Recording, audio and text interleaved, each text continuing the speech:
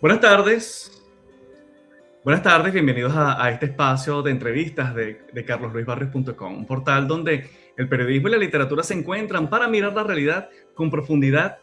Hoy quiero proponerles una conversación distinta sobre Venezuela. Durante años hemos intentado explicar nuestra crisis señalando responsables, gobiernos, partidos, dirigentes, ideologías, intereses económicos, potencias extranjeras. Y ciertamente hay responsabilidades políticas que no pueden ocultarse ni relativizarse. Pero existe una pregunta más difícil, una que suele incomodarnos porque no permite mirar únicamente hacia afuera. ¿Qué parte de la crisis venezolana también está relacionada con nuestra manera de entender el poder, de relacionarnos con los demás y de comportarnos como sociedad? Para analizarlo, nos acompaña el doctor Samuel Escarpato Mejuto, politólogo, investigador, profesor universitario, consultor, especialista en sociología política, análisis de políticas públicas, desarrollo rural sustentable y seguridad alimentaria. Un poco más. Es también autor de varias publicaciones, entre ellas El síndrome del fantasma caraqueño, una obra polémica y autocrítica en la que identifica más de 100 comportamientos sociales y políticos que, según su planteamiento, han contribuido a reproducir en Venezuela una cultura de exclusión, centralismo y abuso de poder.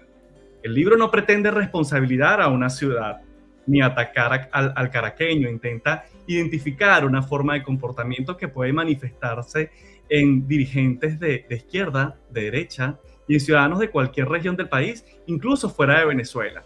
Y esa es la tesis que hoy vamos a colocar sobre la mesa. Podemos cambiar de gobiernos, políticos, partidos, líderes, pero si no cambiamos nuestra relación con el poder y con el otro, quizás terminaremos reproduciendo la misma historia con diferentes protagonistas. Doctor Samuel, ¿cómo estás? Gracias por aceptar esta conversación.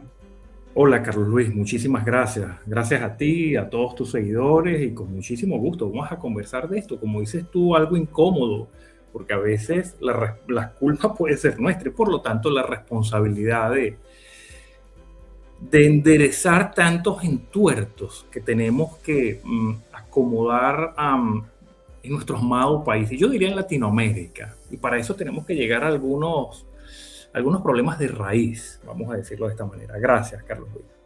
Samuel, usted no escribió un libro para describir únicamente un problema político, escribió una obra que intenta revisar una conducta social, una manera de relacionarnos y una cultura que, según su investigación, se ha repetido durante generaciones. Para comenzar por el origen de la tesis, ¿qué ocurrió en su experiencia académica, personal y migratoria para que usted llegara a preguntarse, si una parte del problema venezolano no estaba solamente en sus gobiernos, sino también en el comportamiento de sus ciudadanos? Sí, ciertamente, y gracias por la pregunta. Vamos a un origen mecánico del libro como tal y a un origen ya de por qué el tema hoy nos reúne.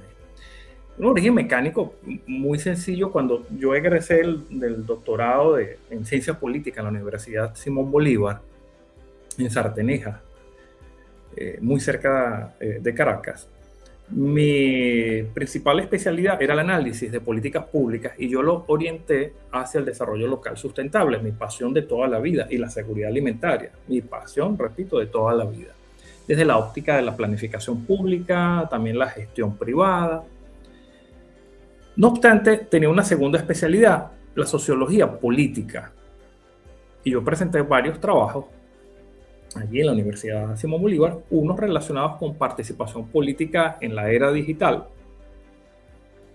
Vamos a decir, la democracia electrónica más allá del gobierno digital.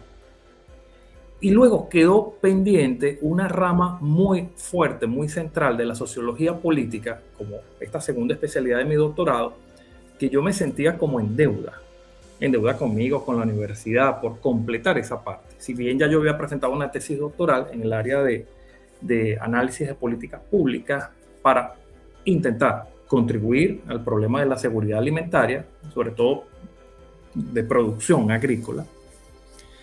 Entonces me propuse hacer ese libro ya estando en Italia, ya habiendo migrado. El libro surge en un momento, ahora voy a la segunda parte de la respuesta, surge en un momento en el que estábamos muy enfrentados, meses posterior al 2018, donde la sociedad política venezolana suponía que luego de la partida de Chávez, ya buena parte del problema de la conflictividad pudiese estar resuelta. ¿Sí? Y muchos nos preguntábamos, ¿será que yéndose Chávez se arreglaba el problema? Como sugerían muchos líderes de oposición. Sin embargo, ciertos problemas se multiplicaron, inclusive dentro de la misma oposición.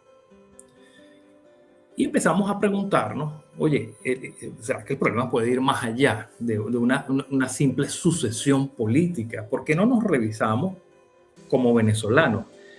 Y ya que hay tantas personas revisando el sistema de partidos, revisando liderazgo político, revisando relaciones internacionales, geopolítica, todas las especialidades que tú puedas acercar a la economía, al derecho, a la ciencia política. Hay una que insisto cubrir desde la sociología política, que es el comportamiento político, el comportamiento social en general, que obviamente caracteriza a toda una sociedad política sobre la base de una idiosincrasia. En paralelo, empezaron a surgir noticias, algunas escandalosas, sobre comportamientos venezolanos en varias partes del mundo y en la misma Venezuela. Los venezolanos de bien siempre nos hemos avergonzado de ciertos comportamientos y siempre nos hemos metido en problemas por intentar corregirlos o mitigarlos o reorientarlos o, no digamos jamás, ocultarlos. Entonces llega un momento que, oye, ya esto es inocultable, no podemos tapar el sol con un dedo. Algunos venezolanos, no quisiera decir mucho, están teniendo comportamientos erráticos, eventualmente escandalosos, eventualmente rayando en la ilegalidad en algunos países. Cuando decía que esto en paralelo a la profundización de la crisis en Venezuela, luego del 2018, podemos decir hasta el presente año 2022, o por lo menos 2026, el momento en que se está grabando, registrando esta conversación. Paralelo a eso, el incremento de noticias escandalosas sobre comportamientos de algunos venezolanos en Estados Unidos, en Chile, en Perú, en distintas partes. Y yo decía, vamos a revisar eso, a ver si en ambas cosas podemos llegar a alguna raíz. El problema político y el problema del comportamiento, fuera de Venezuela. Repito, o quisiera enfocarlos en esta parte. Si hay personas que no estando en Venezuela siguen teniendo comportamientos erráticos, entonces la culpa no era del gobierno venezolano. Te doy algunos ejemplos, si me permite, de esos comportamientos erráticos, ya para pasar a dialogar contigo, si quieres hacer otra pregunta o profundizar en alguno de estos puntos. Cuando yo llegué a Italia, o llegamos a Italia con la familia, empezamos a integrarnos, a socializar con comunidades de venezolanos. Eso es algo absolutamente natural que haría cualquier connacional o cualquier persona de cualquier país. Empieza a conectar con sus connacionales para hacer comunidad. La primera reunión fue en un pequeño apartamento a celebrar un cumpleaños prenavideño con una música a todo volumen en un pequeño edificio, en un pequeño apartamento. Y aquella fiesta duró toda la noche. Yo me sentía muy incómodo, aparte que nunca fui fiestero, pero me sentía incómodo porque ya sabía que teníamos como ese background, ¿no? Y te estoy hablando hace 8 años, más de 8 años atrás. Luego una segunda reunión, también con venezolanos, nos invitaron a un parque a hacer un encuentro. Ese fue mi primer encuentro un poco más masivo, te estoy hablando de unas 20 personas. Y resulta que fue un asado, una parrillada, que decimos en Venezuela, una parrillada y algunos altavoces, aparatos electrónicos para poner la música a alto volumen, y la parrillada. Y pasaba la gente y nos miraba feo, nos miraba feo, nos miraba feo. Yo decía, oye, ¿será que acá son como racistas? ¿Por qué nos están mirando mal? Nos están mirando de verdad muy mal. Debe ser la música, debe ser esto, otro, aquello. Bueno, que hablamos como muy fuerte. Un día caminando, ese día no me di cuenta. Como 2 o 3 días después caminando en ese mismo parque, veo los letreros por todos lados que decían en italiano, prohibido encender fuego. Prohibido encender fuego de cualquier tipo o magnitud, y nosotros haciendo una parrillada. ¿Me estás escuchando? O sea, todo la gente que nos está escuchando, viendo en este momento. Entonces, te estoy dando 2 pequeños ejemplos de muchas cosas que yo he visto. Claro, por supuesto. Que de alguna manera he sido partícipe. Y decía que ambas cosas en paralelo, la política venezolana y el comportamiento venezolano, me hicieron decir, ya basta, yo necesito escribir por qué somos como somos, de dónde viene esto. Y de ahí salió el libro del que vamos a conversar. El nombre de la obra tiene una fuerza provocadora, puede generar curiosidad, humor, incluso rechazo antes de que el lector abra la primera página. Sí, como no, me ha sucedido. ¿Quién es realmente ese fantasma caraqueño? ¿Qué representa y por qué decidió convertirlo en la imagen central del libro? Oye, el fantasma caraqueño es un personaje que surgió de una casta casi de la época colonial, vamos a decirlo, de la época colonial, hace más de 300 años. Estamos hablando por lo menos 100 años antes de la independencia. Imagina que del otro lado del Atlántico, en España peninsular, se hacía muy, muy difícil la movilidad social o el ascenso social, con muy escasas excepciones de algún matrimonio, a veces acordado, a veces no acordado, con el cual la persona podía gozar de cierta movilidad o ascenso social. Rara vez el comprar títulos nobiliarios.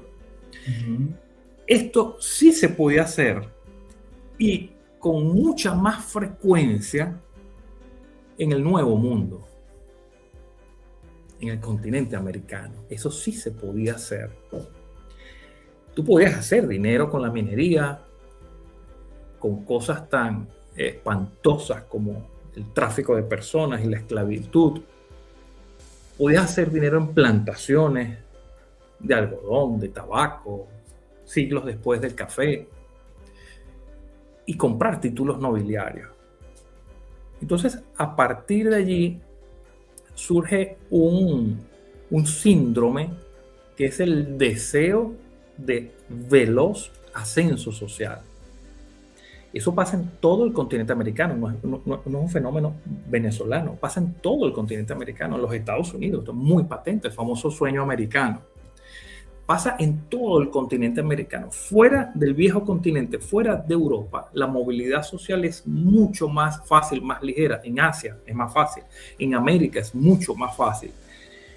Entonces, el no tener, el no poseer, el no aparentar, se ha relacionado en muchos casos con el no ser y el no poder hacer cosas, el no tener voz y el no tener el poder decisorio para poder hacer cosas dentro y en torno a nuestra sociedad. Por eso es que muchas personas, dentro o fuera de la corrupción, han buscado no solo la mejoría social, el veloz ascenso social. Es decir, ganancias exorbitantes en los bienes o servicios que ofrece o vende. Tratar de arrimarse a negocios que les permitan hacer más dinero en menos tiempo. Eso no es un secreto, y muchas personas dirán, bueno, pero eso no está mal, no es ilegal. Mientras no sea ilegal, quise decir, tampoco es inmoral, está bien. Pero la cosa se pasa de maraca que decimos en Venezuela se pasa de la raya cuando, por ejemplo, hace 30, 35 años atrás, ya mataban por un par de zapatos en Venezuela.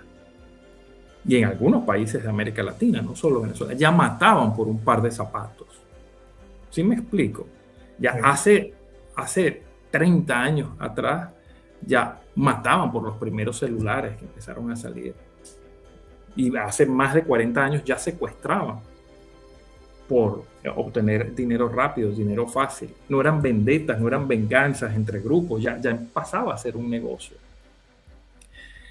Muchas de las películas viejas venezolanas de los años 70 e inicio de los años 80 dan cuenta de este tipo de sociedad.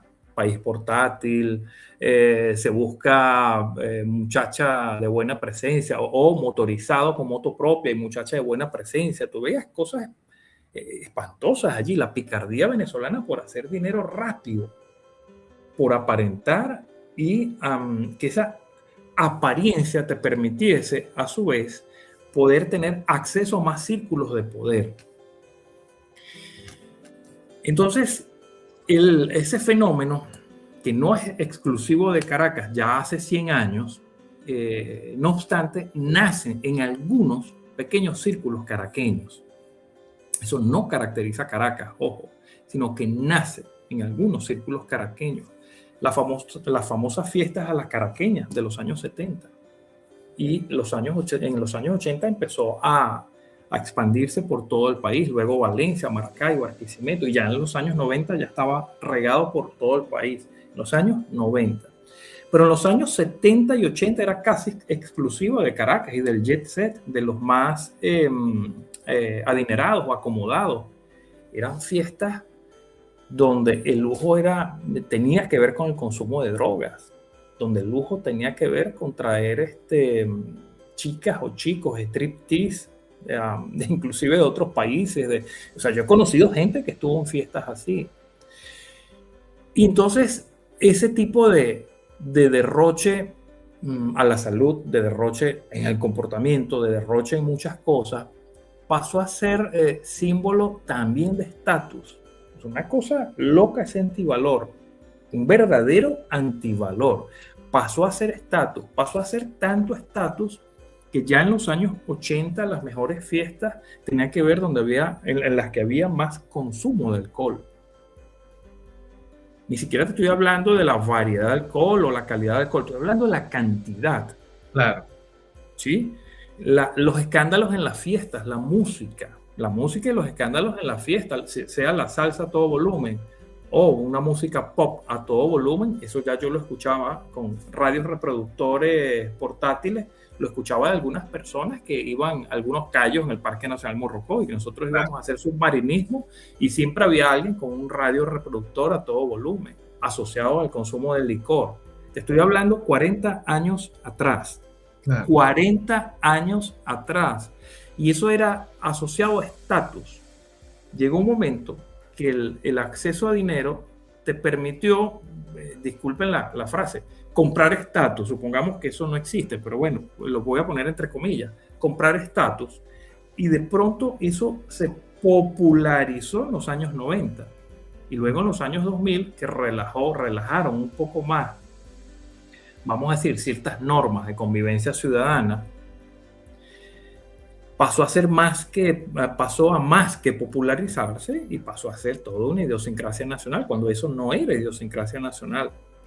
Eso era de algunos grupos, claro, con mal comportamiento o advenedizos que utilizamos la frase de nuevos ricos en los años 70 y 80.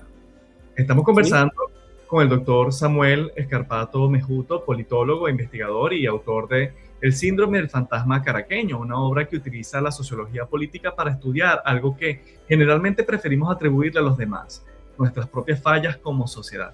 Samuel, usted sostiene que la conducta descrita en el libro no pertenece exclusivamente a una ideología.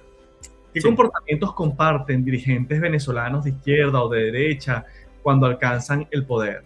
Muy bien, perfecto. El bullying, el caciqueo, el chalequeo. El bullying, vamos a decir, en general, ese acoso de hacer sentir mal a la otra persona a partir de una prenda de vestir muy simple o sencilla que cargue puesta, o qué sé yo, o por una marca de ropa o de anteojos que cargamos ahora que no sea muy rimbombante, y otra persona te hace un comentario entre comillas sano. Claro. Y dicen, no, es sano, es solo que no sé, no los veo de buena calidad. Y, ¿qué te importa eso? Claro. O sea, ya cuando tú vives en otro país, tú empiezas a comprender que hay personas, inclusive toda una sociedad, que no le presta atención a eso. Si estás bien peinado o no estás bien peinado, si de pronto cargas la misma ropa de ayer y de pronto está recién lavada y recién planchada. No es que te la pusiste sucia. Utilizar el verbo poner, eso me parece absurdo, que te corrijan y que te digan se dice colocar. Entonces empiezan a borrar verbos y palabras del diccionario, eso es una locura. Oye, el bullying, el chalequeo, tú lo ves por igual en el ascenso social y económico de izquierdas y derechas, de políticos asociados al gobierno o a la oposición. Y si cambian a la oposición y a lo que sería el nuevo gobierno, lo que sea, lo ves.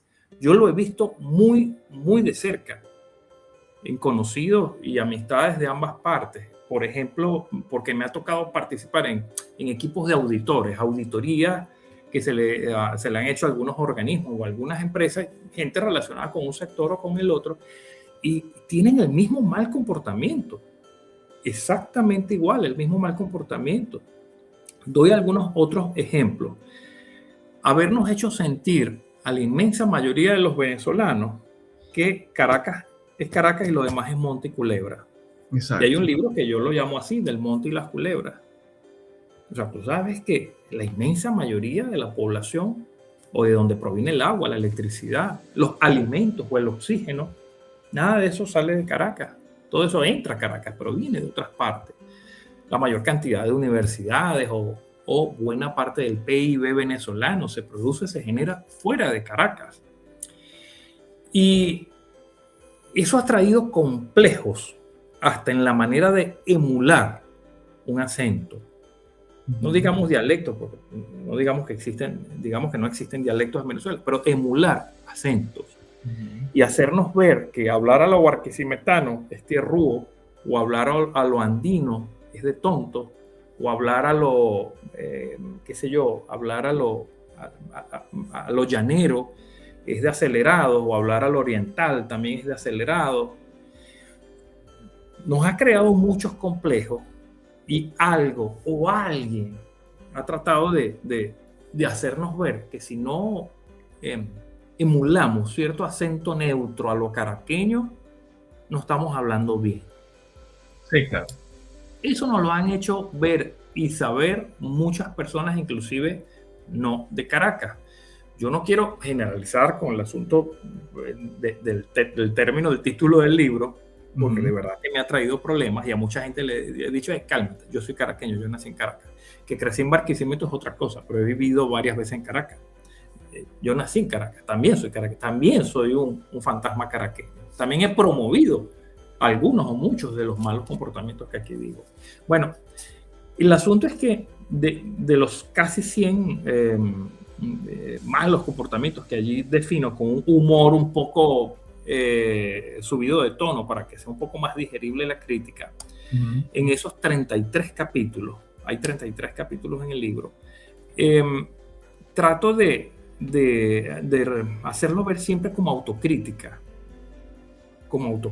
que eso forma parte de nosotros y que sin esto se nos va a hacer irrecuperable la convivencia política en la sociedad venezolana. Es la propuesta del libro. La propuesta del libro, oye, vamos a revisarnos. Al final propongo un ejercicio académico para tratar de dimensionar, identificar y dimensionar en cada uno de nosotros cuánto tenemos de esos comportamientos. El comportamiento de anda, vale, no te cuesta nada, el comportamiento de empujarte siempre a romper la norma, la regla, a saltarte la luz del semáforo, de que el tonto es el que se queda más tiempo en la clase o preguntándole al profesor, o el que pregunta mucho es el tonto, o lo ponen como el tonto. son tantos y tantos antivalores que si tú recuerdas tu escuela primaria o tu liceo, tú dices, wow, esos no eran valores, eran antivalores. Claro. El que no se fugaba de clase, el que sacaba buenas notas, te hacían sentir mal. Si no lo hacías, sentir mal. si no Y a repetías. veces a los profesores. Y con mucha frecuencia, por supuesto, los mismos compañeros. Su libro identifica más de 100 comportamientos, como lo has dicho ya en 33 capítulos, organizados de diferentes formas, la verdad. Allí aparece la arrogancia, la centralización y el desprecio por las regiones, ¿no? Como ya he estado conversando. Sí. La necesidad de protagonismo y la dificultad para escuchar. De todos esos comportamientos, ¿cuáles considera más destructivos para la construcción de una sociedad democrática y funcional? Tú estás viviendo en los Estados Unidos, ¿cierto? Yo estoy viviendo en Italia y comprendemos la fortaleza que hay en las regiones. Ojo con esto, la fortaleza que hay en las regiones. Hay un colega tuyo, un periodista, con el cual tuvimos una interesante conversación hasta que dijo algo que me hizo sentir mal, yo lo hice sentir mal y suspendimos la entrevista. Y quiero compartir con ustedes lo siguiente. Él estaba en Caracas y en algunos momentos decía, sí, porque las personas del interior tal cosa y tal cosa, y las personas del interior tal cosa y tal cosa. Y luego volvió a repetir, y sí, las personas del interior tal cosa y tal otra. Entonces yo se la agarré en el aire y le dije, sí, claro, porque por ejemplo, ustedes allá en el exterior tal cosa y tal cosa. Y al rato volví a decir, ustedes en el exterior tal cosa y tal cosa. Entonces él me detuvo y me dijo, disculpa, yo no estoy en el exterior, yo estoy en Caracas. Perdón, si tú estás diciendo que los otros están en el interior, quiere decir que tú estás en el exterior. Es decir, por lógica simple. Claro. Entonces, cuando tú ves que en Italia el poder financiero está en regiones que no son Roma, que no está, la región de Roma se llama Lazio, la Lazio, esa región Lazio, ahí no está el poder financiero, pudiera estar el poder político, no está, vamos a decir, el mayor polo industrial, entonces comprendes la fuerza de ciertas regiones. Lo mismo pasa en Estados Unidos. Claro. Más de 50 estados allá. Entonces, esto empiezas a comprender lo que es el respeto entre regiones. Y aquí nadie está afuera y los demás adentro. Esto no es provincia. Es un comportamiento que no fuese tan destructivo si tú no lo relacionas con lo que es la hipercentralización, especialmente presupuestaria, que le ha hecho mucho daño a Venezuela. Y yo diría en general América Latina, y voy a dar ejemplos patentes. Hay personas, familiares, amigos, quien sea, que en algún momento, si tú creciste en San Felipe, en Barquisimeto, Caicara del Orinoco o en Mucuchíes, capital del municipio Rangel del estado Mérida, que de pronto pasaba por allí y dice, aquí falta un teatro, no te digo el Teatro Teresa Carreño, pero por lo menos un teatro que sea así, asado. Ah, ok. Y al rato pasa otro que te dice lo mismo respecto de un cine y te lo hace ver, ¿no? Pero cines buenos hay en Caracas y así, asado. O la cantidad de gente que ha fallecido en accidentes de tránsito porque en sus pueblos o en su pequeña ciudad no hay adecuados distribuidores para entrar y salir de la ciudad, distribuidores viales, la gente claro, que va manejando, conduciendo, y se ha llevado unas estrelladas o atropelladas enormes. Y dice, oye, unos distribuidores como los que tú consigues con abundancia en el centro del país. Muy bien, lo has dicho muy bien, el centro del país. Entonces, hemos tenido, por mala suerte, dentro de las pautas de presupuestación, permítame el término, en Venezuela, de dedicar o destinar más recursos donde haya más concentración poblacional. Y eso es una trampa, porque entonces jamás se van a construir gigantescas universidades donde hay pocas personas, jamás se van a construir adecuados distribuidores viales donde hayan pocas personas, jamás se van a construir grandes hospitales o centros de salud. ¿Me explico? O complejos culturales. Eso, yo le dediqué un capítulo sin mencionar el nombre a una persona que yo admiro, Valentina Quintero, que una vez yo me imagino que fue sin mala fe, un lugar, bueno, ella después lo explicó a su manera, no hay problema, la sigo admirando. En una ocasión que ella dijo, pero qué posada tan fea, ¿qué les costará acomodar este lugar para allí? Si ella supiera que la inmensa mayoría de los pueblos de Venezuela, o pueblitos de Venezuela, la gente para levantar una posada no lo hace con financiamiento bancario ni de entidades públicas, lo hace con las uñitas y lo hace en décadas, ni siquiera en años. Y para arreglar la entrada o la salida vial, lo hace con recursos de la familia y en décadas, ni siquiera en años. Una enorme, enorme diferencia de la cantidad, y me gustaría decir también la calidad presupuestaria, que tú consigues en ciertos estados del país, cerca del centro y especialmente en Caracas, sea el estado Miranda o sea el distrito capital, que ahí es muy, pero muy distinta la distribución y la asignación presupuestaria. Yo no estoy diciendo que es por corrupción, porque hace unos minutos atrás dije que es por principio presupuestario. Es un modus de la técnica presupuestaria, la presupuestación y la regionalización, hacerlo sobre la base de la cantidad de población. Eso es un gravísimo error.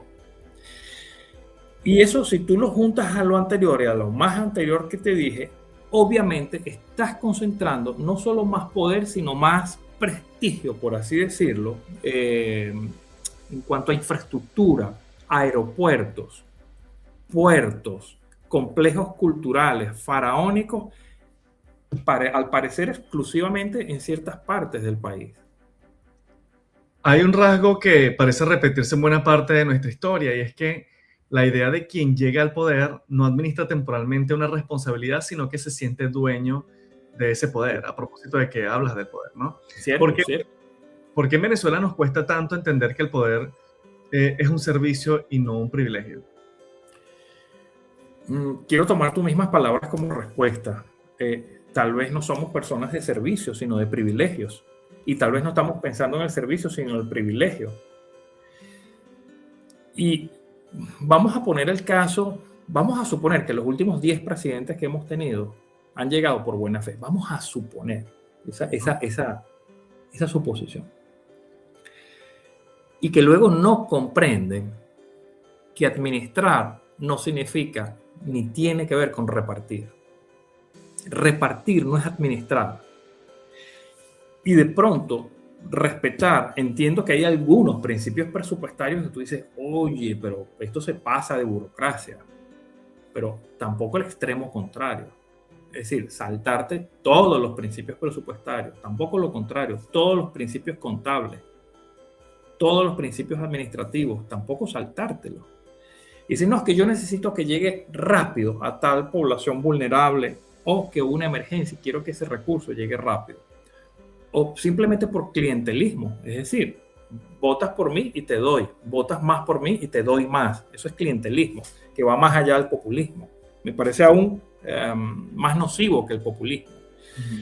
Entonces, repartir, vamos a partir de la premisa por la cual esa persona no tiene mala fe. Entonces, pretende ser servicial repartiendo, destruyendo todo un fondo presupuestario que estaba para otras cosas. Por ejemplo, mantenimiento vial. Y en vez de hacerlo cada año o cada 2 años, pasan a hacerlo cada 4 años o cada 5 años o cada 10 años. Mantenimiento de puentes, de carreteras, de una cantidad de cosas, de infraestructura.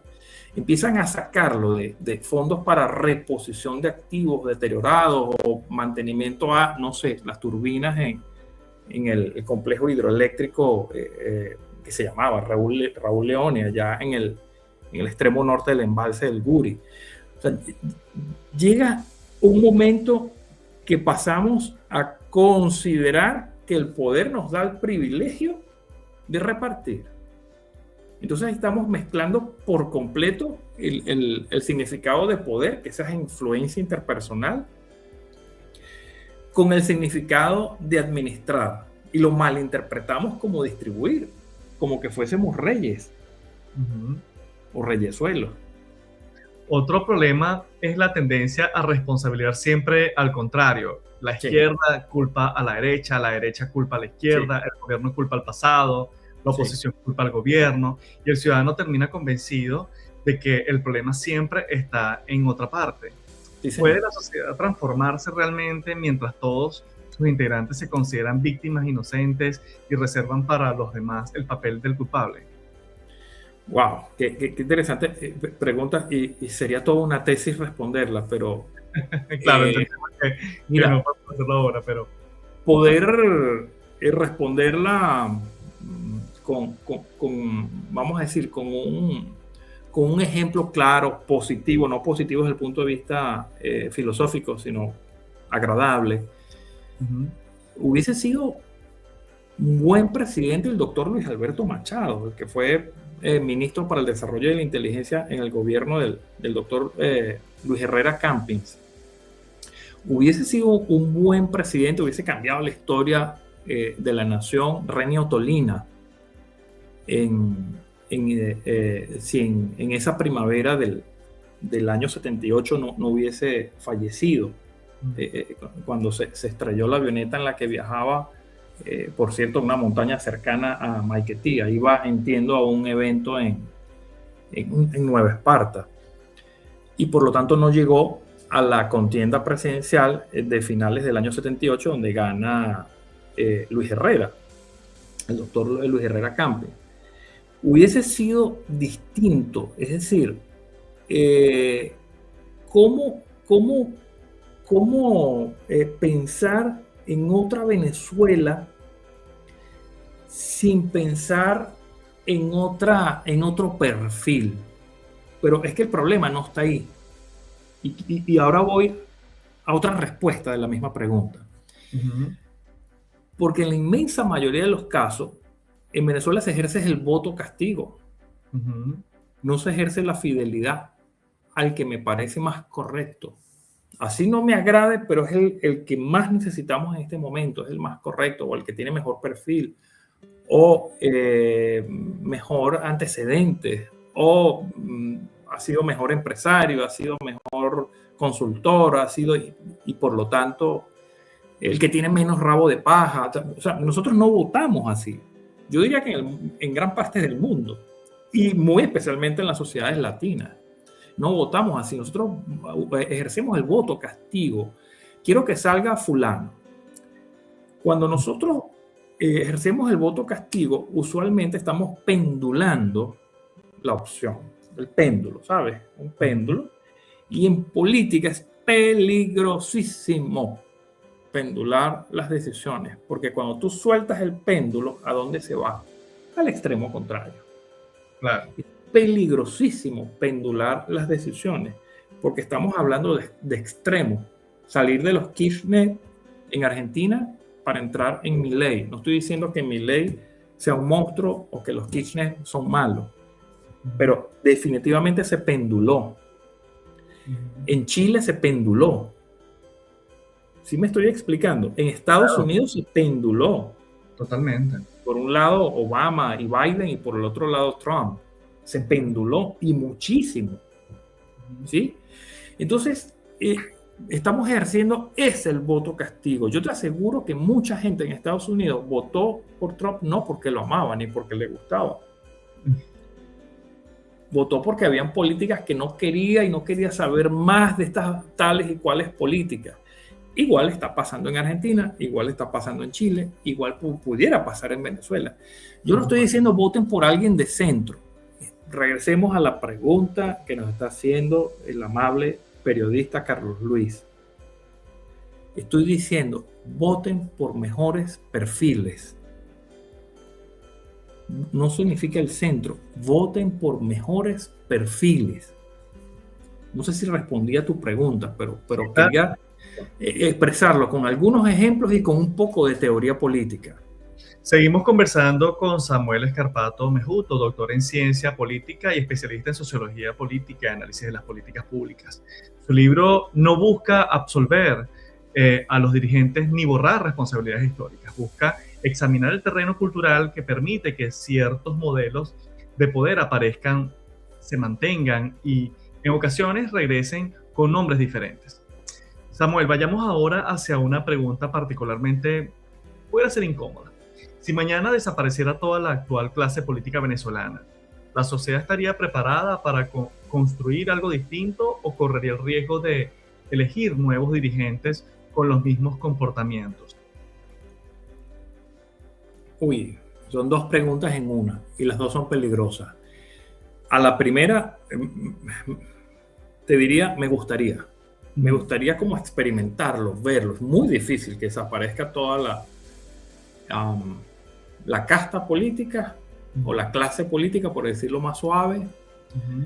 Y la segunda pregunta, ¿correríamos igualmente el riesgo a que pudieran aparecer dirigentes con los mismos comportamientos? Sí, absolutamente sí. La respuesta a la segunda pregunta es sí.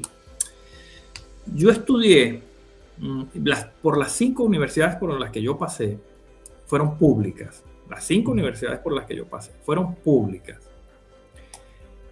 Y en todos los casos conocí la dirigencia estudiantil. No participé de ella porque yo siempre estuve relacionado con centros de investigación. Me gustaba ese otro tipo de activismo, ¿sí? El ambiental o medioambiental, ecologista, y el de investigación científica. Desde muy jovencito siempre estuve allí ayudando a fundar centros de investigación y trabajando en investigación científica.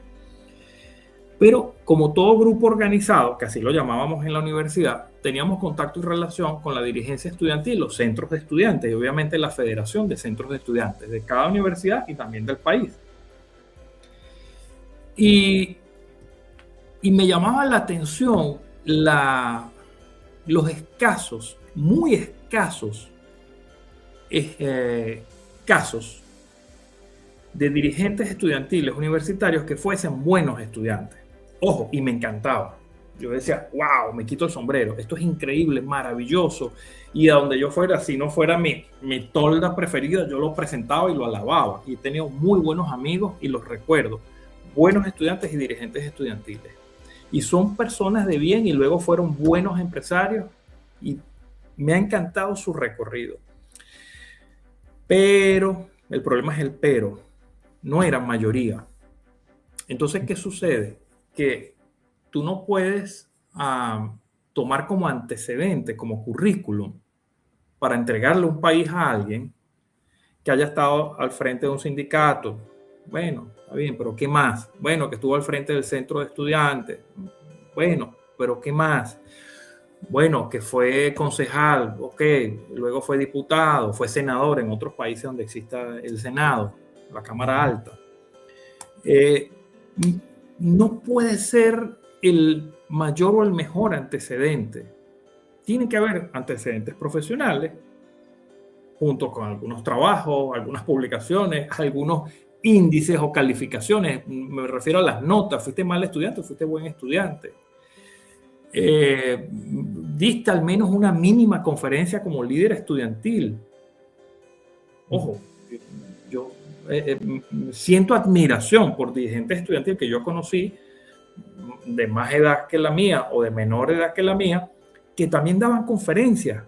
Eso me parecía genial porque me recordaba a los líderes estudiantiles, por ejemplo, la generación del 28, los líderes estudiantiles de la década de 1920, 1930, 1940, y pareciera que murió en 1940, casi llega a 1950.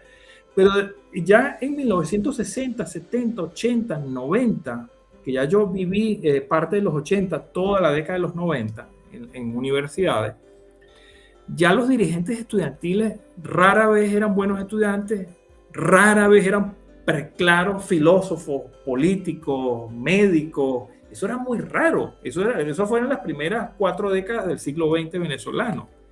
Pero en las últimas 3, 4, cuidado si 5 décadas venezolanas, hemos tenido muy pocos ejemplos de líderes estudiantiles con sólida formación académica y buena experiencia profesional. ¿A dónde va todo esto para cerrar la respuesta que tal vez se hizo un poco larga? Que te decía que corremos el riesgo que aún eliminando castas y clases políticas, ¿dónde está la cantera para que salgan esos nuevos liderazgos? En la dirigencia estudiantil, en las concejalías de nuestros municipios, ¿en dónde están? En los parlamentos locales, en los consejos comunales, en el caso venezolano, pudiera ser. Y es una alta probabilidad que de allí sea la cantera. En los gremios profesionales, la pudiera ser. O sea, porque veo escasas canteras fuera de allí, de dónde sacar el o los líderes políticos, y ojalá la mayoría sean mujeres, que puedan suplantar a esta clase política. Entonces, ahí yo no sé si devolverte una pregunta, ¿de dónde lo sacamos? O sea, ¿cómo hace la sociedad venezolana para recrear una sociedad política, crear una nueva sociedad política a partir de la participación ciudadana, que no sea a través de los partidos, que no sea a través de los centros de estudiantes, que no sea a través de la clásica representación, lo que llamamos el corporativismo desde hace casi siglos? Tenemos ese nombre, que siempre hay alguien que nos representa laboralmente en un sindicato, siempre hay alguien que nos representa políticamente en un partido, siempre hay alguien que nos representa sectorialmente, gremios profesionales o empresariales. Ese corporativismo ya caduco definitivamente desde que desde que se popularizó el internet y luego nacieron las redes sociales. Ese corporativismo está súper caduco y lo seguimos invocando. Ha evolucionado la medicina, ha evolucionado la informática, ha evolucionado muchas técnicas gerenciales, pero no ha evolucionado el modo de hacer política, y los sistemas políticos y partidistas no han evolucionado, o muy poco. Me encantaría volver al fantasma caraqueño y girando y hablar en torno a la migración, ¿verdad? Como puede ser una tragedia, una escuela o ambas cosas al mismo tiempo. Nos obliga a empezar de nuevo, pero también puede revelar aspectos de nosotros que dentro de Venezuela nunca habíamos cuestionado. ¿Qué cree que la experiencia migratoria nos ha enseñado sobre nuestra conducta como ciudadanos? Veamos varias cosas. Una, el límite de nuestros derechos. O sea, tu libertad tiene que tener límites, y tu límite es el derecho ajeno, decía Benito Juárez. Bueno, y muchas otras personas lo decían.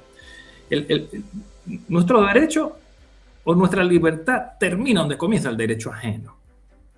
Y eso no lo terminamos de comprender. No tenemos claridad en qué es un deber y qué es un derecho. Claro que estamos llenos de deberes, pero ¿cómo ejercerlos? Perdón, estamos llenos de derechos, quise decir, pero ¿cómo ejercerlos o reclamarlos si no somos capaces de cumplir nuestros deberes? Entonces, en sociedades, no sé si decir más punitivas, más controladoras, más donde hemos vivido, donde tú vives actualmente, donde yo vivo, y donde usualmente nos controlan muchísimo más, pasamos a entender que existen deberes y derechos, y que crecimos en una sociedad donde nos recordaba que solo tenemos derechos y eventualmente deberes cuando nos presionaba el CENIAT, o qué sé yo. Entonces, el CENIAT, para los que no son de Venezuela, la autoridad tributaria, Hacienda Nacional. Eso es muy importante. Otra cosa que tú comprendes en muchos otros países es el origen de esos extremos parlamentarios que se regaron por todos nuestros países en momentos en torno a la Revolución Francesa, de hace ya muchísimos años, 1789. Vamos a ir más atrás incluso de la Revolución Francesa, donde todos los que componían la Asamblea Nacional eran liberales. Sí, no eran conservadores y liberales. No, todos eran liberales. Solo que había una parte llamada, vamos a decir, girondinos o girondinos. Los girondinos proponían, lo voy a contextualizar a Venezuela, Francisco de Miranda, por ejemplo, padre del girondinismo en Venezuela, y obviamente los pupilos de Francisco de Miranda, O'Higgins en Chile, Andrés Bello en Venezuela, obviamente también en Chile, Andrés Bello. Ese girondinismo, esa moderación, somos liberales, no queremos un estado, vamos a decir, confesional, que se deba a la iglesia, o que se deba al feudalismo, o que se deba a los señores feudales. No, somos liberales, queremos nuevas repúblicas, pero vamos a hacer cambios moderados, graduales, concertados. No los llamen colaboracionistas. Y tú ves las constituciones fundadas por girondinos, Estados Unidos, Canadá, Argentina, Chile, Brasil, República Dominicana. Son países donde las cosas parece que funcionan un poco mejor. Luego tenías otra bancada, también liberal, que se sentaba a la izquierda, de ahí viene la palabra izquierda-derecha, tú entrando a la Asamblea Nacional de la puerta de la calle, la puerta principal, no de la calle, pues entrando, del lado derecho se sentaban los girondinos, del lado izquierdo los jacobinos, en el fondo el presidio, en todo el frente. Los jacobinos también liberales, muy radicales, la mayoría tan contrarios al poder eclesiástico que casi todos eran ateos, no todos. Proponían cambios mucho más radicales, volar cabezas, rodar cabezas, cambiar instituciones. Por decir, en Venezuela se va a acabar la corrupción porque yo, qué sé yo, sustituí el ICAP por, no sé, otro organismo, sustituí el Instituto Agrario Nacional, el IAN, por el INTI, el Instituto Nacional de Tierra. O sea, al cambiar y volar de cuajo la institucionalidad, inclusive a través de una nueva constitución, ya se arregló el problema. Eso es no una locura, es una concepción que tiene el jacobinismo. Y volviendo a tu pregunta, cuando ya tú vives en varios países y empiezas a comparar la historia constitucional, ves cómo funciona, y te doy ejemplo de algunas constituciones jacobinas, en parte México, en gran parte Venezuela, en grandísima parte Haití. Haití y República Dominicana comparten la misma isla. Comparten la misma isla. Y la mitad occidental, que es Haití, fundada por jacobinos, mira cómo funciona tan distinta a la mitad oriental, que es República Dominicana.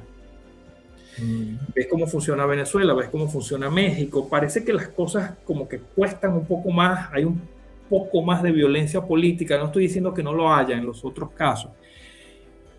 Estoy diciendo, volvamos a 250 años atrás. Unos un poco más concertacionistas y gradualistas, y otros de cambiar las instituciones de cero. Ambos fueron experimentos, ojo, porque no se conocían ni existían antes de eso. Ambos fueron experimentos. Entonces tú ves el experimento que sucedió en la Gran Rusia y luego, obviamente, en la Unión Soviética, y que ahora volvimos a Rusia y a los países que orbitan alrededor de ella. Cuba, Venezuela, en algunos momentos ha estado y no ha estado, en Bolivia, en Argentina, en algunos momentos, pero donde hay una constitución liberal, vamos a decir, fundada por girondinos en Argentina y en Chile, ha sido difícil que se imponga un modelo tan contrario como ha sido fácil, repito, en Haití, ha sido fácil imponerse en Venezuela. Estoy dando un ejemplo politológico, nada de esto lo inventé yo. Estoy solo mencionando repúblicas y sus respectivas constituciones cuando fueron fundadas por girondinos moderados versus cuando fueron fundadas por jacobinos exaltados, que decían en Chile. A eso le dedico yo el penúltimo capítulo del libro. Conversamos con el politólogo y escritor Samuel Scarpato Mejuto desde Turín, Italia. Ha elaborado una obra que no pretende atacar la venezolaridad, sino discutir qué debemos corregir para rescatar precisamente lo mejor de ella: la cordialidad, la convivencia, la solidaridad y la capacidad de construir comunidad. Samuel, quiero llevarlo ahora al terreno personal. Mientras escribía el libro, ¿cuál de esos comportamientos reconoció en usted mismo y cuál fue el más difícil de aceptar? Varios. Tal vez no todos, pero sí varios. Tengo el libro acá. Tal vez no todos, pero sí varios. No sé si se acerca a la mitad, pero pasa de largo, pasa del 30%. En muchos momentos de mi vida yo quise emular a mis primos caraqueños, por ejemplo. Claro. Y amigos caraqueños. En partes de mi vida hice bullying. Y a mí me lo hicieron muchísimo también, por muchas razones, pero hice bullying. En momentos de mi vida comprendí que el mando debía ser centralizado. En momentos de mi vida, no estoy diciendo que simpatizo con la derecha, en momentos de mi vida simpaticé con la izquierda. Ahora no quiero simpatizar con ninguna ideología. No quiero. O sea, me siento así como... No sé si es madurez, tal vez no es madurez, por el contrario, tal vez es vejez, tal vez es cuando una fruta empieza a echarse a perder, empieza a, ya, no quiere ya, ni excesos de temperatura, ni exceso de frío, ni exceso de calor, no quiero.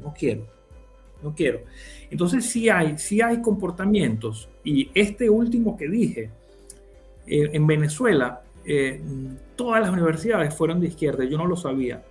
Yo recuerdo a mis profesores, hasta el que ha sido más antigobierno en los últimos 27 años, yo los recuerdo muy de izquierda.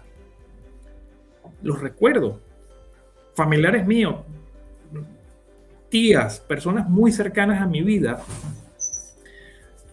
los recuerdo por igual. Entonces, eso me hace aterrizar de golpe en algo que es perturbador. Por ejemplo, algo que es perturbador. Reconocerse moderado, pero querer condiciones jacobinas para cambiar las condiciones en Venezuela. Eso es totalmente contradictorio. No sé si me estoy explicando. O sea, lo estoy explicando desde la politología, desde la ciencia política. Yo me reconozco moderado, me reconozco admirador de Francisco de Miranda, pero a lo Bolívar, a lo Simón Rodríguez, quiero un golpe de Estado o que muera fulano o mengano. Y ver morir a fulano o mengano o arrasar, quemar determinada institucionalidad venezolana, arrancarla de cuajo, podemos reemprender de cero mejor. Eso es una contradicción en sí misma. Ser moderado, pero pretender el cambio a los jacobinos. Ojo con lo que te estoy diciendo. Hace momentos atrás explicamos la enorme diferencia de esas dos grandes alas de la Asamblea parlamentaria en la Francia revolucionaria. Ambas proponían la libertad absoluta, ser liberales, pero unas de cuajo, los radicales, entendidos hoy de izquierda, y otros moderados, gradualmente concertacionistas, los girondinos, entendidos hoy de derecha. En el caso venezolano, vamos a pararnos, a detenernos un momento en los dos maestros de Bolívar, Simón Rodríguez y Andrés Bello. Andrés Bello lo intentó lo más que pudo, pero al final no pudo, porque Bolívar finalmente despertó fue el jacobinismo de Simón Rodríguez. Estuvo mal, yo no puedo decir que estuvo mal. Despertó el jacobinismo, Bolívar. Miranda fue el más jacobino de los girondinos, dicen varios historiadores. Es decir, siendo moderado, era radical, era fogoso, pero nunca dejó de ser moderado, nunca dejó de ser concertacionista, nunca dejó de ser político, siendo moderado. Entonces, repito, vamos a confrontar los dos maestros de Bolívar. Tú lees las obras de Bello y lees las obras de Simón Rodríguez. Simón Rodríguez es un sociólogo utópico o un radical de izquierda, por donde lo veas, y son muy interesantes sus obras, ¿okay? Pero muy diferentes las obras de Andrés Bello. Por algo O'Higgins se lo ganó para Chile. Es decir, Bello vivió, vamos a decir, de 3/3 de vida, el primer tercio en Venezuela, el segundo tercio en Inglaterra y el último tercio de su vida en Chile.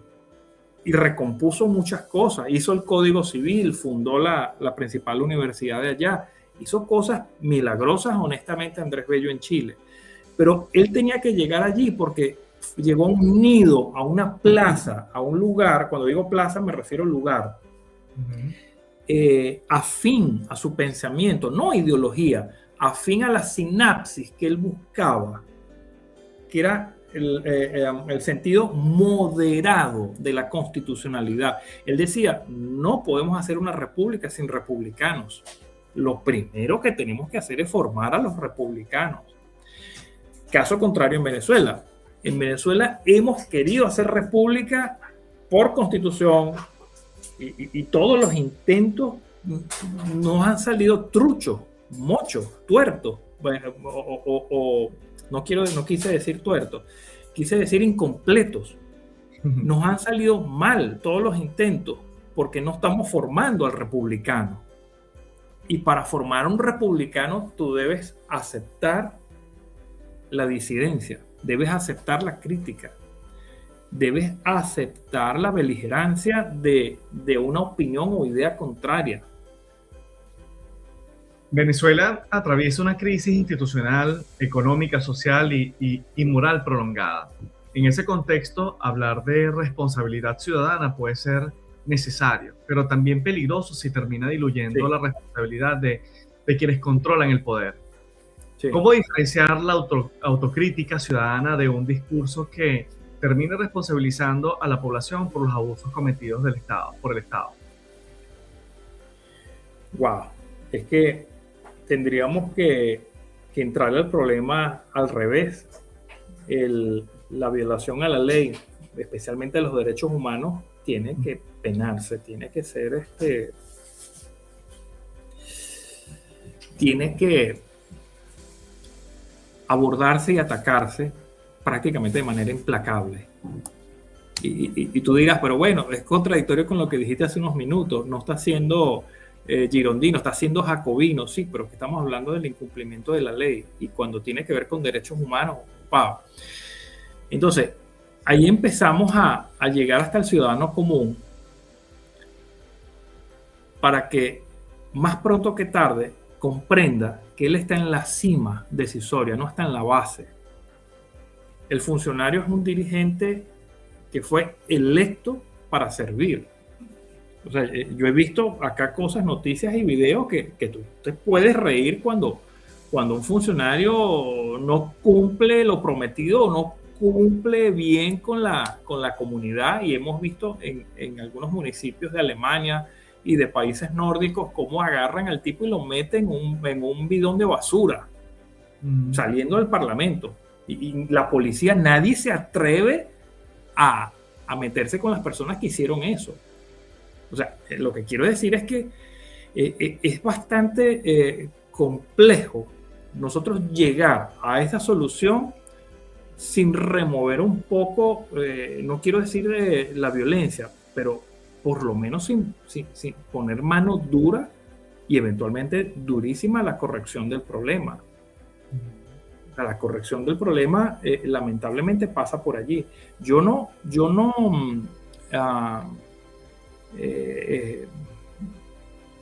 diría que la responsabilidad es del ciudadano.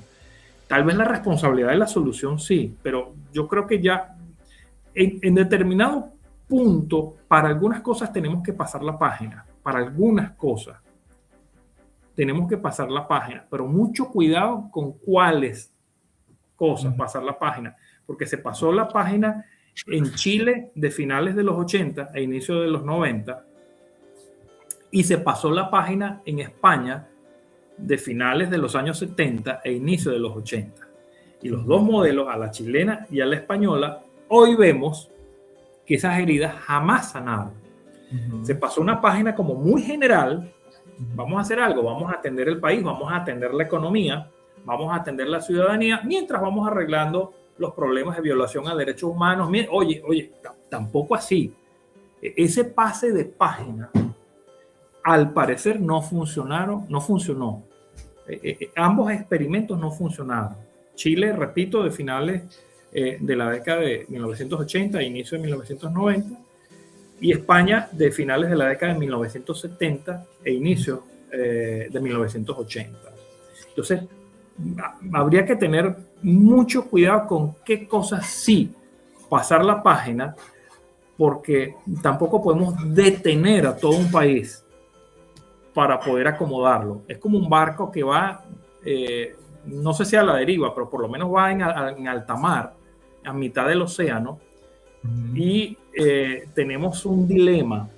¿Lo terminamos de reparar o llegamos a puerto? Ambas cosas son vitales, ambas cosas son necesarias, ambas cosas son estratégicas para poder asegurar el largo plazo, pero ambas cosas son urgentes. ¿Reparamos el barco o llegamos a puerto?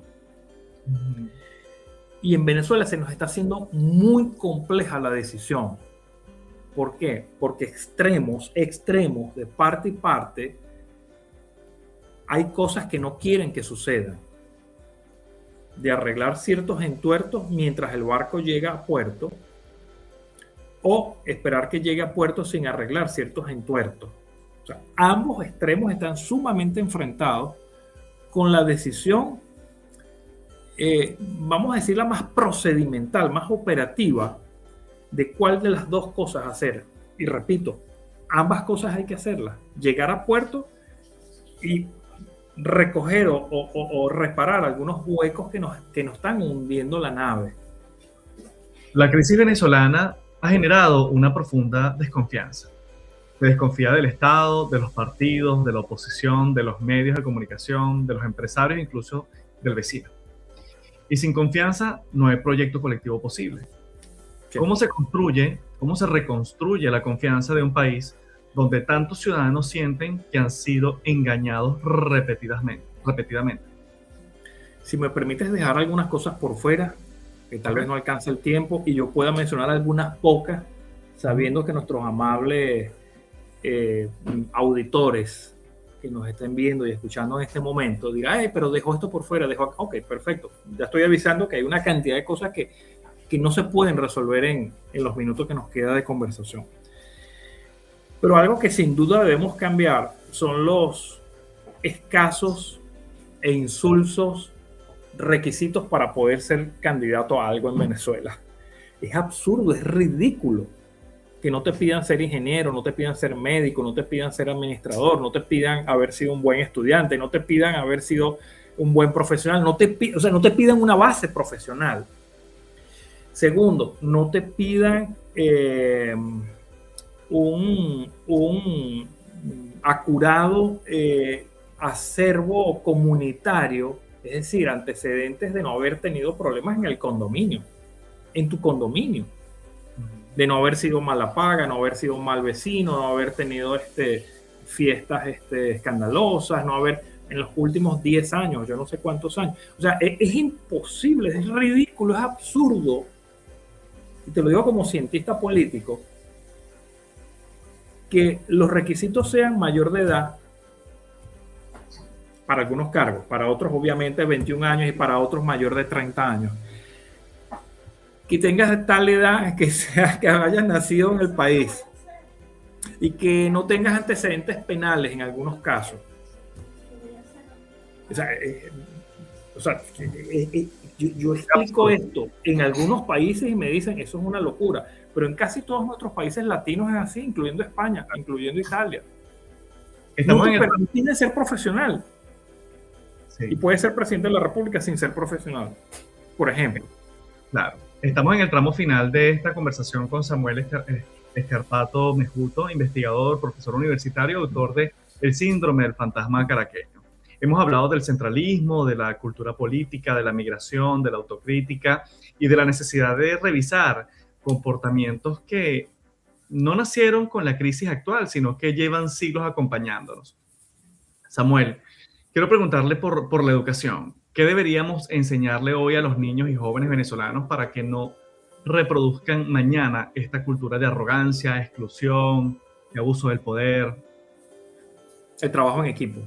Sin lugar a dudas, el trabajo en equipo. Yo fui, muchas escuelas en Venezuela fueron conejillos de India, fueron experimentos del doctor Luis Alberto Machado. Yo fui.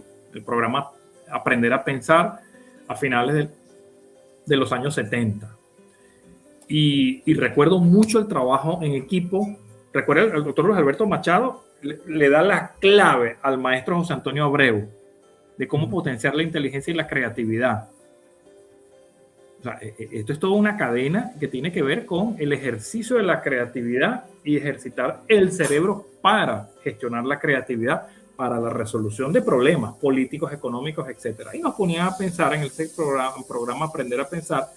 Nos lanzaba un problema, una situación, y había que sacar lo positivo, lo negativo y lo interesante. ¿Por qué? Porque en muchos casos, ante un desastre natural, ante un accidente de tránsito, ante una pérdida familiar, usualmente sacamos solo lo negativo, lo lamentable. Y es absolutamente comprensible. Pero sin embargo nos ponían a estudiar el caso como que si nosotros fuésemos ya, y apenas éramos unos niños de primaria, como si fuésemos ya unos tomadores de decisiones. Entonces me parece interesante que desde niños nos acostumbren a eso, a tomar decisiones sobre la base de lo interesante de un problema, a pesar que sea algo malo, de la parte positiva de un problema, a pesar que sea algo malo. Una filosofía que nos acerca un poco a Confucio. ¿Qué otra cosa? El trabajo en equipo, muy relacionado con eso, el trabajo en equipo. Es absurdo y ridículo que nos sigan evaluando de manera individual, cuando en la calle, cuando en el trabajo, en las empresas, en la política, no hay nada mejor y más eficiente que el trabajo en equipo. Cooperar más que competir. Cooperar más que competir. Las matemáticas creativas, las matemáticas lúdicas, recreativa, yo lo extendería, pero por todos lados, igual que la física pura, recreativa, yo lo extendería. Obviamente, todo lo que expanda la conciencia que tenga que ver con la ecología, con el ambiente, todo lo que expanda la creatividad, el hemisferio ejercita el uso del hemisferio derecho del cerebro, la música, las bellas artes, la literatura, y reírnos de nuestras torpezas. Más que hacer bullying y crítica de nuestras torpezas, reírnos con alegría de si nos equivocamos, anda, sigue, dale, que tú puedes, dale, no te preocupes, que no sea una vergüenza ni retraernos por eso. Pero eso sí, ejercitar la música, no digo que el deporte no, es muy importante el deporte, pero más las artes, que esto nos ayuda a desarrollar muchísimo el hemisferio derecho o utilizar el hemisferio derecho del cerebro. Eso. Y algo, no sé si puedo acotar algo más, Carlos Luis. Claro, por supuesto. Por ahí está en mi tesis doctoral. Mi tesis doctoral está disponible en internet. Tú escribes Samuel Escarpato, tesis doctoral, Universidad Simón Bolívar, la descargan, se la llevan para su casa. Está en PDF. En ese caso, yo me preguntaba, dentro de tantas soluciones que ahí propongo, más de 20, para acelerar el desarrollo de algún sector de la economía, en este caso el agroalimentario o el agroproductivo. Y yo buscaba apuntalar profesiones no agrícolas, no ambientales, no veterinarias, no agrícolas en general, hacia el desarrollo del campo. Es decir, que por lo menos el 10% de los tesistas, pasantes, servicios comunitarios, en carreras o facultades de arquitectura, derecho, administración, contaduría, economía, ingeniería, se impusiera una cuota en las universidades para que se aboquen al desarrollo rural. Porque el desarrollo rural no solo tiene que ver con el agro, tiene que ver con el turismo, tiene que ver con el ambiente. Y el agro, el turismo y el ambiente son la base de desarrollo en cualquier país desarrollado. En cualquier país desarrollado, desde Japón hasta Estados Unidos, el agro, el ambiente y el turismo son la base. La base, eso desencadena, eso tiene un poder desencadenante enorme para el resto de los sectores de la economía. Entonces, muy, muy importante que el sistema educativo, todo, así no esté especializado en eso, enfoque parte de sus esfuerzos a dar herramientas al desarrollo de sectores estratégicos o sectores base. Samuel, llegamos a una sección de respuestas breves, no necesariamente de una sola palabra, pero sí directas. La idea es colocar algunas afirmaciones sobre la mesa y conocer su primera reacción como politólogo, investigador y autor. ¿El poder corrompe o simplemente revela? Revela. ¿Qué me das a escoger? Revela. Ok, claro, por supuesto. Tienes que escoger. Qué perjudica más a Venezuela? ¿La ignorancia, la arrogancia o el miedo? La ignorancia. ¿El venezolano escucha para comprender o escucha para responder?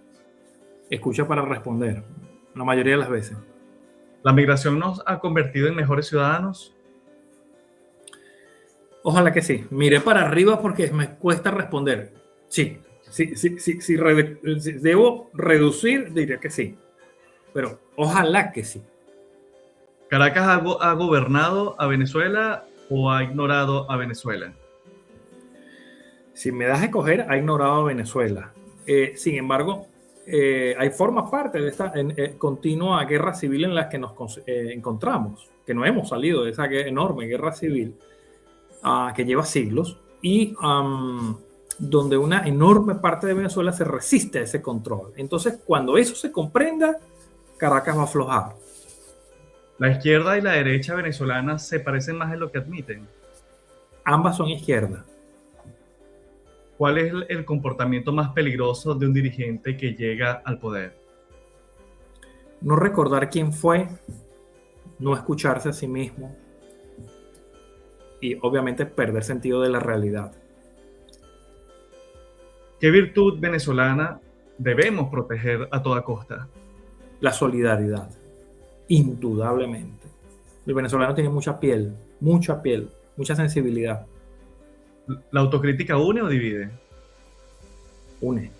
Si divides porque era falsa esa relación, era falsa esa amistad, era falsa ese club, era falsa esa religión, era falsa esa parroquia, ese partido político, ese club deportivo, era falso. Esa relación era falsa. Si la autocrítica divide.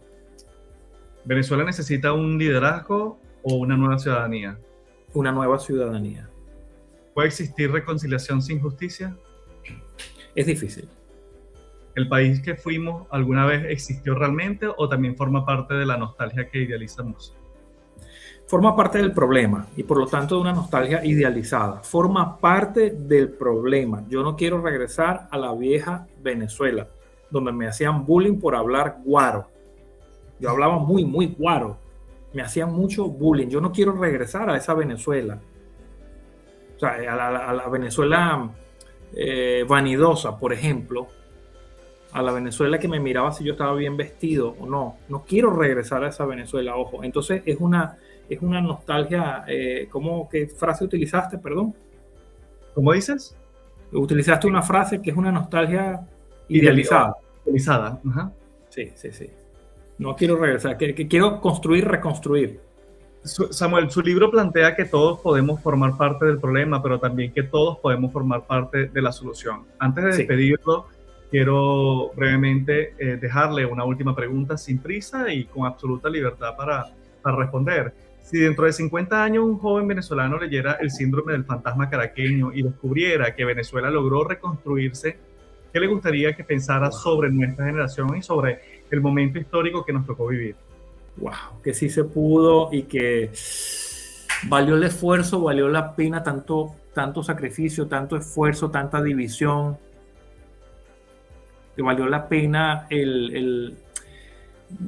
no estoy diciendo el que fue bueno que pasáramos por una división, no, que fue bueno que pasáramos por una diáspora, ¿sí? Uh-huh. Eso fortaleció a todos los pueblos que han tenido unas diásporas, pero lamentables y tremendas. Italia, todos los italianos que fueron reunificados a la fuerza en 1861 y explotaron y fueron para todo el mundo a finales del siglo XIX, inicios del siglo XX. Es una diáspora que hizo crecer muchísimo a Italia, el pueblo hebreo. La diáspora del pueblo hebreo los ha hecho crecer muchísimo y vaya que han pasado por vicisitudes y terribles. Distintos pueblos árabes, unas diásporas enormes también. Entonces eso nos ha sucedido a muchos pueblos, muchos países del mundo. Entonces quiero rescatar ese programa Aprender a Pensar que me hicieron cursar de niño, creación del doctor Luis Alberto Machado, de ver lo positivo dentro de lo negativo y sobre todo lo interesante. ¿Qué podemos hacer con esto dentro de lo negativo? porque si nos sentamos a llorar o nos dedicamos solo a llorar, el barco no va a llegar a puerto. Y tenemos, repito, ambas tareas, llegar a puerto, pero arreglar la cantidad de entuertos que tenemos para poder llegar a puerto. Doctor Samuel Scarpato Mejuto, muchas gracias por acompañarnos y por aceptar las preguntas difíciles y por proponer una discusión que no busca criticar al venezolano, sino obligar a mirarse con honestidad. Antes de despedirnos, recuérdele a nuestra audiencia dónde puede encontrar su libro, sus demás publicaciones y su trabajo académico. Muchísimas gracias por tremenda oportunidad, Carlos Luis. El libro, El síndrome del fantasma caraqueño, está en Amazon. Lo puede buscar por mi nombre, Samuel Scarpato, o por el título. Igual, más información y lo que yo hago con mi vida y mis trabajos, casi todo está condensado en mi sitio web, samscarpato.com. Sam de Samuel, Scarpato mi primer apellido, todo pegadito.com. Ese es mi sitio web donde está condensado todo lo que hago y prácticamente lo que soy. Venezuela ha pasado demasiado tiempo buscando salvadores y fabricando culpables. Tal vez llegó el momento de comprender que una nación no cambia únicamente cuando cambia el nombre de quien gobierna. Cambia cuando sus ciudadanos modifican la manera de relacionarse con el poder, con la ley, con las diferencias y con los demás. La autocrítica no debe utilizarse para borrar responsabilidades políticas ni para convertir a las víctimas en culpables, pero tampoco podemos seguir creyendo que la reconstrucción será posible sin revisar esas pequeñas conductas cotidianas que alimentan los grandes abusos: la arrogancia, el desprecio, la viveza criolla, el silencio conveniente, la necesidad de imponerse y la costumbre de exigir a los demás aquello que nosotros mismos no estamos dispuestos a cumplir. El síndrome del fantasma caraqueño propone un espejo, y los espejos, cuando son honestos, no siempre devuelven la imagen que esperábamos. A veces incomodan, a veces duelen, pero también pueden ser el primer instrumento de una transformación verdadera, porque quizá el desafío no sea únicamente derrotar un modelo político, sino evitar que ese mismo modelo sobreviva dentro de nosotros. Yo soy Carlos Luis Barrios. Gracias por acompañarnos en esta nueva entrevista en nuestra plataforma carlosluisbarrios.com, un espacio donde las preguntas no buscan ruido, sino comprensión. Y ahora la pregunta queda en manos de ustedes. ¿Qué comportamiento debemos cambiar primero para comenzar a reconstruir Venezuela? Muchísimas gracias, doctor. Que tengan todos una feliz tarde. Muchísimas gracias a ti y a toda tu audiencia. Dios me los bendiga. Gracias. Muchas gracias. Gracias por dejarme terminar la entrevista.